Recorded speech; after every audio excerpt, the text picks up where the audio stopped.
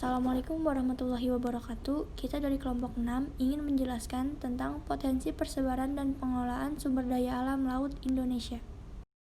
Potensi sumber daya laut Indonesia. Luas perairan laut Indonesia sekitar 5,8 juta kilometer persegi, terdiri dari luas laut teritorial 0,3 juta kilometer persegi, luas perairan kepulauan sekitar 2,95 juta kilometer persegi, dan luas zona ekonomi eksklusif 2,55 juta kilometer persegi.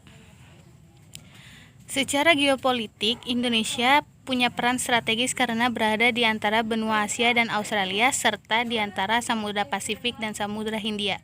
Sehingga Indonesia menjadi poros maritim dunia pada perdagangan global yang menghubungkan kawasan Asia Pasifik dan Australia. Indonesia merupakan negara yang memiliki wilayah laut paling luas, karena ternyata 2/3 wilayah Indonesia merupakan laut sehingga memiliki potensi sumber daya laut yang tinggi. Sumber daya laut Indonesia. Sumber daya terbarukan itu sebagai berikut: sumber daya perikanan, sumber daya energi laut, ekosistem laut seperti mangrove, padang lamun, terumbu karang, dan lain-lain. Sedangkan sumber daya tidak terbarukan sebagai berikut: sumber daya minyak dan gas bumi serta mineral, dan sumber daya jasa seperti jasa pariwisata bahari, jasa transportasi laut, dan industri maritim. Perikanan. Perikanan merupakan potensi pertama yang bisa dimanfaatkan oleh masyarakat Indonesia. Indonesia terhubung dengan 2 samudra besar menyebabkan persebaran ikan di Indonesia sangatlah beragam, baik yang bisa dikonsumsi ataupun sebagai ikan hias. Pusat perikanan laut Indonesia terdapat di daerah bagian Siapi Api atau Riau dan merupakan pelabuhan perikanan terbesar di Indonesia. Perikanan laut di Indonesia juga terdapat di Cilacap, Jawa Tengah, Muncar Banyuwangi, Kepulauan Riau, dan Tegal, Jawa Tengah. Yang kedua ada terumbu karang. Luas terumbu karang Indonesia mencapai 284,3 ribu km persegi atau setara dengan 18% dari terumbu karang yang ada di seluruh dunia. Di dalamnya terdapat 2.500 jenis ikan, 1.500 jenis moluska, 1.500 jenis udang-udangan, dan 590 jenis karang. Penyebaran terumbu karang paling baik di daerah Sulawesi, Maluku, Nusa Tenggara Timur, Nusa Tenggara Barat, dan Bali. Yang ketiga ada hutan mangrove. Hutan mangrove atau hutan bakau adalah tipe hutan yang berada di daerah pasang surut air laut. Saat air pasang, hutan mangrove digenangi air laut. Hutan mangrove di Indonesia tersebar di pesisir sebelah barat Pulau Sumatera, beberapa bagian di pantai utara Pulau Jawa, sepanjang pesisir Pulau Kalimantan, pesisir Pulau Sulawesi, pesisir sebelah selatan Papua, dan beberapa pulau kecil lainnya. Luas hutan mangrove terbesar ada di Pulau Papua mencapai 3,7 juta hektar, Sumatera 417.000 hektar, Kalimantan 165.000 hektar, Sulawesi 53.000 hektar, Jawa 34,4 ribu hektar, Bali dan Nusa Tenggara 3,7 hektar. Yang keempat ada padang lamun. Padang lamun adalah tumbuhan berbunga yang hidup terendam dengan air dan berkembang dengan baik di perairan laut dangkal. Di Indonesia terdapat 13 jenis lamun dengan perkiraan luasan 30.000 km persegi yang tersebar di seluruh Indonesia. Persebaran padang lamun terdapat di seluruh Indonesia, namun wilayah Indonesia di bagian timur memiliki jumlah spesies lamun lebih banyak dibanding wilayah Indonesia bagian barat, dengan jenis lamun yang paling banyak ditemukan yaitu Thalassia emprici dan Enhalus acoroides. Selanjutnya, ada sumber daya mineral dan energi. Indonesia dikaruniai sumber daya alam dan energi yang melimpah.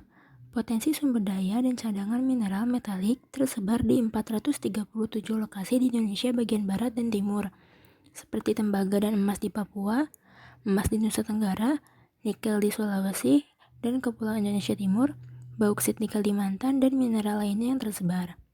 Selanjutnya ada pariwisata bahari. Posisi Indonesia yang strategis dengan memiliki estetika lingkungan yang sulit ditandingi oleh negara kepulauan lain seperti gugusan pulau yang indah dan kekayaan keanekaragaman sumber daya hayati lautnya, menjanjikan potensi ekonomi dari kegiatan pariwisata alam dan pariwisata bahari dengan segala variannya. keindahan bawah laut Indonesia juga menjadi destinasi wisata bahari berikutnya. Sebut saja Raja Ampat di Papua, Derawan di Kalimantan, dan Pulau Ora di Maluku. Pemandangan bawah lautnya sudah terdengar hingga mancanegara. Lalu ada perhubungan laut. Indonesia juga dianggap sebagai negara kepulauan, sehingga membutuhkan sarana transportasi laut. Dengan adanya transportasi laut, akan membangun kelancaran transportasi antar pulau tersebut. Sarana ini ditunjukkan untuk meningkatkan akses dan koneksi antar pulau yang ada di Indonesia. Lalu, berikutnya ada industri maritim.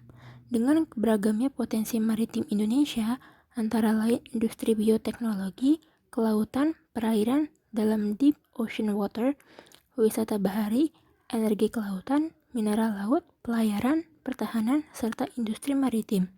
Sebenarnya dapat memberikan kontribusi besar bagi kesejahteraan dan kemakmuran rakyat Indonesia. Lalu, berikutnya ada pengelolaan mineral energi. Seluruh perairan Indonesia mempunyai potensi mineral laut yang sangat besar. 70% potensi minyak bumi dan gas bumi milik Indonesia terletak di wilayah pesisir dan lepas pantai. Wilayah laut Indonesia juga kaya akan mineral seperti emas, perak, timah, mangan, pasir, kuarsa, monazit, zirkon, nodul mangan, kromit, dan biji besi. Selain mineral-mineral tersebut, di laut Indonesia juga terdapat potensi non-migas yang tinggi. Arus laut gelombang pasang surut hingga suhu dapat digunakan sebagai energi terbarukan dan ramah lingkungan. Salah satu contoh penggunaannya adalah Ocean Thermal Energy Conversion atau OTC. Lalu, berikutnya ada pengelolaan perikanan. Salah satu cara mengelolanya adalah ikan layak konsumsi yang memiliki tingkat regenerasi tinggi dan tidak termasuk dalam hewan terancam punah. Cara lainnya adalah dengan melakukan budidaya seperti ikan kakap dan kerapu. Selain ikan, ada juga budidaya moluska, kerang-kerangan, mutiara, dan teripang. Budidaya rumput laut dan pengembangan industri bioteknologi kelautan. Industri ini meliputi industri bahan baku untuk makanan, industri bahan pakan alami, benih ikan dan udang, serta industri bahan pangan. Pengelolaan perhubungan laut. Sebagai negara kepulauan, Indonesia sangat memerlukan sarana transportasi laut. Dengan jumlah pulau lebih dari 17.000, perlu pengelolaan industri transportasi yang membantu kelancaran transportasi antar pulau tersebut. Sarana ini ditunjukkan untuk meningkatkan aksesibilitas dan konektivitas antar pulau. Pengelolaan sumber daya laut. Pengelolaan dapat dilaksanakan dengan menyatukan sinergi antara tenaga terdidik dan masyarakat. Kaum terdidik bisa menerapkan berbagai teknologi untuk pemantauan sumber daya laut. Salah satunya adalah teknologi informasi berbasis radio atau dinamakan Monitoring, Control, and Surveillance (MCS). Dengan ini, pengembangan riset terkait sumber daya kelautan baik dari segi fisik laut maupun biota laut dapat diterapkan secara nyata. Pengelolaan industri dan jasa maritim. Sehubungan dengan Indonesia adalah negara kepulauan dengan wilayah pesisir dan lautan yang luas, maka industri dan jasa maritim yang berpotensi untuk dikembangkan adalah A. Galangan atau pembuatan kapal dan dockyard. B. Industri mesin dan peralatan kapal. C. Industri alat penangkapan ikan atau fishing gears, seperti jaring pancing, fish finders, tali tambang, dan lain-lain. D. Industri kincir air tambak atau pedal well, pompa air, dan lain-lain. E. Offshore engineering and structures. F. Coastal engineering and structures. G. Kabel bawah laut dan fiber optics. H. Remote sensing, GPS, GIS, dan ICT lainnya. Pengelolaan wisata bahari. Pengelolaan wisata bahari perlu memperhatikan 3 komponen produk dalam industri pariwisata. Komponen tersebut diantaranya adalah 1. Akses menuju tujuan wisata, 2. Fasilitas tujuan wisata, 3. Atraksi wisata dan daerah tujuan wisata. Kalau dulu orang hanya mengenal Bali sebagai tempat wisata laut dan pantai yang baik, sekarang di Indonesia sudah semakin banyak pilihannya. Semakin banyak wilayah pantai dan laut yang dikelola dengan baik, luasnya wilayah laut Indonesia perlu didukung oleh banyak pihak agar semakin maju. Bukan hanya pemandangan lautnya yang dapat dijadikan tempat wisata, kehidupan masyarakat yang tinggal di sekitar laut tentunya juga menarik untuk diketahui lebih lanjut. Sekian presentasi dari kami, kurang lebihnya mohon maaf. Wassalamualaikum warahmatullahi wabarakatuh.